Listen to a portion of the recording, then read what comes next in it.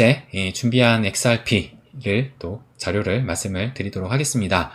어제가 참 상당히 아쉬웠어요. 아마 여러분들도 좀 아쉽다라고 생각이 드실 것 같은데, 보시면 현재 가격 볼까요? 현재 가격이 3,091원, 그리고 제가 캡처를 했을 때가 3,094원이니까 크게 차이가 안 나는데, 어제 종가 가격을 보면 지금 어제 종가 딱 7월 7일 해가지고 가격이 3,198원이거든요. 그러니까 제가 그 난공불락의 3,200원을 말씀을 드렸는데, 정확하게, 아주 정확한 건 아니지만 어쨌든 2원 모자라니까 그래도 좀 정확하게 다시 한번 이 난공불락을 보여주지 않았나 라고 또 생각이 듭니다.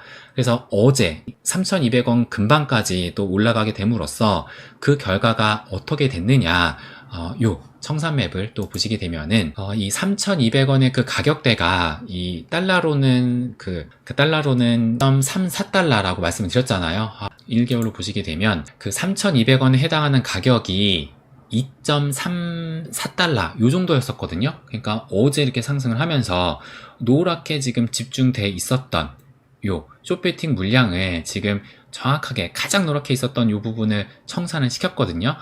그러면서 이제 또 추가적인 이 숏베팅 물량이 생기긴 했지만, 어쨌든 어제 상승으로 인해서 이 숏베팅 물량 가장 지금 높게 집중돼 있었던 그 부분은 지금 청산을 시켰다 라고 또 볼 수가 있을 것 같습니다. 그러면서도 지금 달러 차트와는 다르다라고 볼 수가 있는 것이, 지금 보시면 어제 이 업비트 기준으로 일봉이 지금 양봉으로 또 마감을 했거든요. 그러니까 이 윗꼬리를 지금 길게 달면서 어쨌든 양봉으로 마감을 했는데, 그런데 이 달러 차트는 어떻게 마감을 했느냐, 이걸 보시면 어제 그 일봉이 지금 뭐 크진 않지만 어쨌든 이 빨간색의 음봉으로 또 마감을 했어요.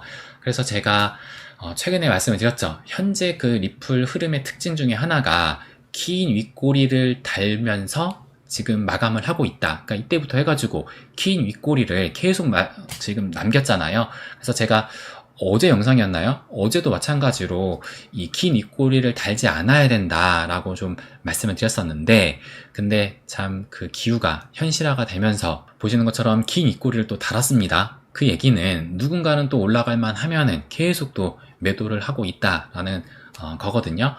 거기에다가 지금 또 한 가지 아쉬운 것이 윗꼬리뿐만 아니라 어제 그 캔들 모습이 요 십자형 캔들이에요. 근데 이 십자형 캔들의 그 특징이라기보다는 이 패턴 중에 하나가, 십자형 캔들이 나타나게 되면은 무조건 그런 것은 아닌데 주로 나타나는 그 패턴 중에 하나가 이 추세 전환의 가능성을 또 볼 수가 있다라는 그 점이거든요. 그래서 그 측면에서 봤을 때 어제 일봉 모습이 좀 그렇게 좋은 그런 마감은 아니었다라고 또 볼 수가 있을 것 같습니다. 그러니까 뭐 십자형 캔들은 아니지만 어쨌든 요 같은 경우도 지금 이 상승 추세를 이어가고 있다가 지금 이 상승 추세가 이제 꺾였죠. 그러니까는 뭐 십자형 캔들은 아니지만 어쨌든 좀 비슷한 그런 캔들이 나오면서 이렇게 또 하락으로 또 추세 전환이 됐잖아요. 그래서 뭐 100% 그런 건 아니지만 어쨌든 이런 십자형 캔들이 나왔다라는 것은 좀 불안한 모습을 보이고 있지 않나라고 또 생각이 듭니다. 그럼에도 불구하고 우리는 또 기준을 잡아야겠죠. 그래서 말씀을 드리고 싶은 것이, 아직은 이 추세가 살아있다. 그러니까 이때 이제 1.9달러를 찍고 나서 계속 이 저점은 또 올라가고 있는 상황이거든요. 그래서 어제나 뭐 오늘 같은 경우도 지금 최근에 그 저점을 깨지 않는 선에서 움직이고 있기 때문에, 그렇게 봤을 때 지금 가장 중요하게 볼 수 있는 것이 요 51선, 최근에도 계속 51선의 지지 테스트를 말씀을 드렸는데, 요 51선의 그 지지가 무엇보다 좀 중요하지 않을까라고 생각이 듭니다. 그래서 아직까지는 뭐 51선까지도 터치를 안 했어요. 그래서 51선의 그 가격이 현재는 2.21달러 선을 보이고 있는데, 아직은 뭐 2.26달러니까 어느 정도의 좀 그 이격은 벌어져 있는 상황입니다. 그래서 뭐 아직까지는 뭐 큰 위협으로 다가올 만한 뭐 시기는 아니다 라고 볼 수 있지만, 뭐 그럼에도 좀 지켜보는 그 흐름을 봐야 되지 않을까 생각이 듭니다. 그래서 일단 어제 그 일봉 마감을 본다면은 좀 너무나 아쉽지 않나. 그래서 모처럼 지금 이 2.34달러, 3,200원 부근까지 갔는데 여기를 뚫는 것이 진짜 좀 힘들구나 라는 것을 다시 한번 좀 확인을 시켜줬다 라고 생각이 듭니다. 어제 이 하락이 좀 나올 수밖에 없었던 이유가 무엇일까 라고 봤을 때 제가 이 차트로 좀 보여드릴게요. 마찬가지로 지금 이것도 리플 일봉 차트거든요. 근데 이제 좀 큰 그림을 봤을 때 제가 이렇게 그 삼각 수렴을 그리고 있다라는 것을 말씀을 드렸어요.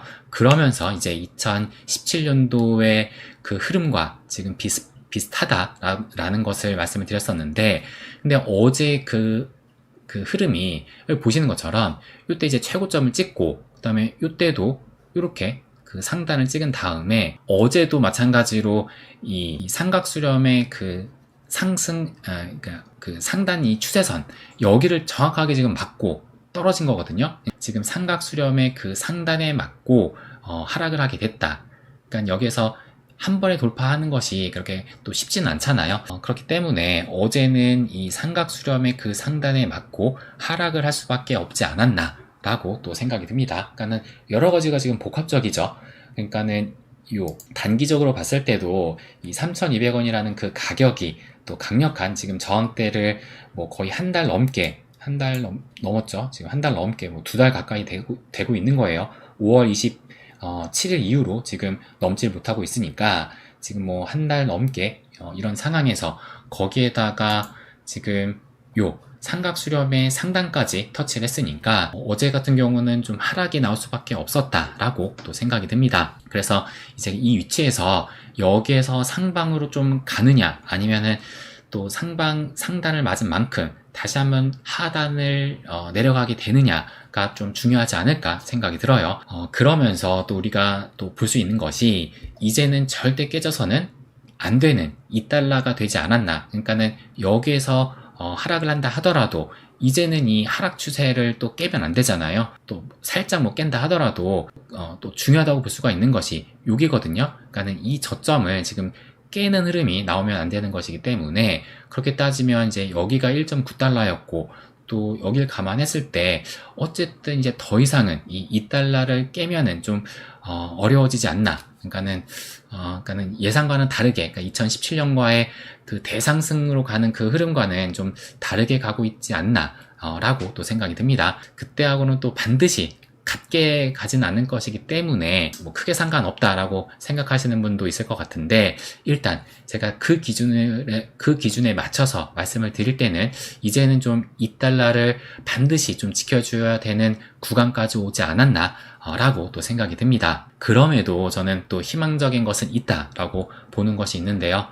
그것이 무엇이냐? 이것을 좀 보여드리면 이 리플 BTC 페어 차트 이것으로 좀 볼 수가 있거든요. 그러니까 이 리플 BTC 페어 차트가 제가 중요하다라고 생각을 하는 것이고 또 중요하다라고 말씀을 드렸던 이유가 이더 BTC 페어에서도 말씀을 드렸지만은 여기에서 상승을 한다라는 얘기는 이 차트에서 상승을 한다는 얘기는 비트코인보다 더 좋은 흐름을 보이고 있다라는 것이기 때문에 뭐 비트코인보다 덜 빠지든 아니면 비트코인보다 더 상승을 하든 그래야지만 여기에서 지금 상승이 나오는 것이기 때문에 무엇보다 지금 여기의 상승이 좀 중요하다라는 부분을 제가 이전부터 좀 강조해서 말씀을 또 드렸습니다. 그런데 지금 보시면 이때가 올해 이제 1월달 이때 이제 좀 고점을 찍었었죠. 그래서 이때가 거의 한 3,400 사토시 정도 찍었었는데 그런데 그 이후로 해가지고 지금 계속 이 하락 추세에 또 빠지고 있거든요. 그래서 여전히 이 하락 추세를 좀 돌파하지 못하고 있는데 근데 최근에 그 흐름을 봤을 때는 이때 이제 저점을 찍고 나서 현재 그 흐름은 또 이 상승 추세를 그리고 있어요. 그리고 어제 같은 경우 이 달러 기준으로 했을 때는 음봉의 또 하락으로 소폭이지만 어쨌든 하락으로 마감을 했지만 이 BTC 페어로 봤을 때는 상승으로 또 마감을 했습니다. 비록 또 윗꼬리가 달리긴 했지만 어쨌든 상승으로 마감을 했고 그리고 전일자에도 또 상승으로 마감을 했거든요. 그래서 이때 지금 바닥을 찍고 계속적으로 지금 상승의 그 흐름을 보이고 있는 만큼 이 얘기는 비트보다는 그래도 조금 더 이 강세까지는 아니더라도 그래도 좀 나은 모습을 보이고 있지 않나라고 또 해석을 할 수가 있는 거예요. 그렇기 때문에 일단 비트코인 대비해서 상대적으로 이 리플이 그래도 크게 무너지지 않으면서 오히려 좋은 흐름을 보이고 있다는 점은 여기서 우리가 좀 희망의 그 부분을 또 찾아볼 수 있지 않을까라는 부분도 말씀을 드리고 싶습니다. 네, 그래서 리플 같은 경우도 지금 참 아쉬운 흐름이 계속되고 있지만 어쨌든 이것도 가장 중요한 것은 비트코인이라고 볼 수가 있거든요. 그래서 비트코인이 어느 정도 자리를 좀 지켜주면서 거기에서 추가적으로 이 리플이 힘을 좀 내주게 된다면 이 3,200원을 좀 돌파하는 그 날도 머지않아 좀 찾아오지 않을까라고 말씀을 드리고 싶습니다. 송공센스님께서 앞으로 리플과 RLUSD와의 관계를 어떻게 흘러간다고 보시나요? 라고 말씀하셨는데요. 이 RLUSD 같은 경우가 저는 이렇게 생각을 해요. 그러니까 리플사가 지금 돈을 버는 구조가 지금까지 가장 큰 것이 그 물량을 파는 겁니다. 그러니까 그게 객관적인 팩트이긴 하거든요. 그러니까 매달 지금 에스크로 물량에서 10억 개씩을 풀어가지고 3억 개를 실질적으로 매도를 하고 7억 개를 잠그는 구조예요. 그러니까 그 3억 개는 그 리플사의 고스란히 수익으로 매달 지금 떨어지게 되는 겁니다. 그러니까 리플사가 돈이 많아요. 그렇기 때문에 여기저기를 지금 인수할 수가 있는 것이고, 근데 이것이 무한정 계속되는 것이 아니거든요. 무한정 계속되는 것이 아니라 지금 에스크로 물량에는 370억 개가 남아있는 상황이고, 이것을 현재 지금 매달 3억 개로 팔고 있는 것으로 계산을 해봤을 때 이제 앞으로 남은 그 기간은 대략적으로 한 10년에서 한 15년 안에는, 늦어도 15년 안에는 이 모든 물량은 또 판매가 끝나게 되는 거예요. 그 얘기는 이제 리플사가 새로운 무언가의 그 수익 구조원을 또 만들어야 되거든요. 저는 그 대표적인 그 구조 중에 하나가 이 RLUSD를 생각한 것이 아닐까라고 또 생각이 듭니다. 그러니까는 반드시 그것 때문에 그렇다라는 것이 아니라 그것도 중요한 하나의 이유일 것이다. 왜냐면은 테더사가 지금 이 테더로 USDT를 발행을 해가지고 엄청난 돈을 벌고 있다라는 것을 잘 알고 있잖아요. 리플사도 그걸 봤을 거예요. 거기에다가 지금 리플사 같은 경우는 이제 이 리플을 활용한 또 브릿지 통화 또 CBDC까지 생각을 하게 되면서 거기에 있으면서 이 스테이블 코인까지 결합을 시키게 된다라면은 리플사한테는 더없이 이 금융 쪽으로는 정말 이 음모론 그 정점에 있는 그 단계까지 갈 수가 있는 것이기 때문에 이 리플사 입장에서는 이 스테이블 코인을 또 안 할 수도 없는 입장이지 아니할 수 없지 않았을까? 왜 이러죠? 그러니까 스테이블 코인을 할 수밖에 없지 않았을까라고 또 생각이 듭니다. 그렇게 본다라면은 일단 이 XRP와 RLUSD의 관계는 저는 이 리플 이 생태계 측면에서 서로 상호 보완적인 관계로 하면서 생태계를 좀 확장시키는 데 있어서, 그래서 제가 이전에 이런 예시를 들었어요. 카카오톡, 제 영상을 꾸준히 보신 분들은 기억하실 텐데 카카오톡의 그 예시를 들면서 카카오톡 같은 경우가 초반에는 그냥 무료로 제공을 하면서 인원만 모았었거든요. 그래서 제가 생각을 했던 것이 도대체 이 카카오톡은 어떻게 돈을 버는 것일까? 이 어플도 무료로 다운을 받아. 그리고 따로 별도의 광고도 따로 없고 이렇게 되는데 어떻게 얘네들이 돈을 벌지 했는데 결국에 나중에는 이것저것 지금 다 서비스를 추가를 하잖아요. 지금은 광고도 지금은 나오게 되고 그 다음에 선물하기 또 이 카톡 안에 또 쇼핑도 있죠. 그러니까는 이렇게 일단 사람을 모으는 것이 무엇보다 좀 중요하고, 그래서 그 생태계를 어느 정도 읽은 다음에는 여러 가지로 활용을 하는 것은 이제 머리를 굴리기 나름이거든요. 그런 측면에서 봤을 때 당장의 이 리플사가 가장 필요한 것은 자신들의 이 파일을 넓히는 과정, 그러니까 사용자를 가장 많이 지금 확보하는 그 과정, 지금 현재는 그 단계에 있다라고 저는 생각을 합니다.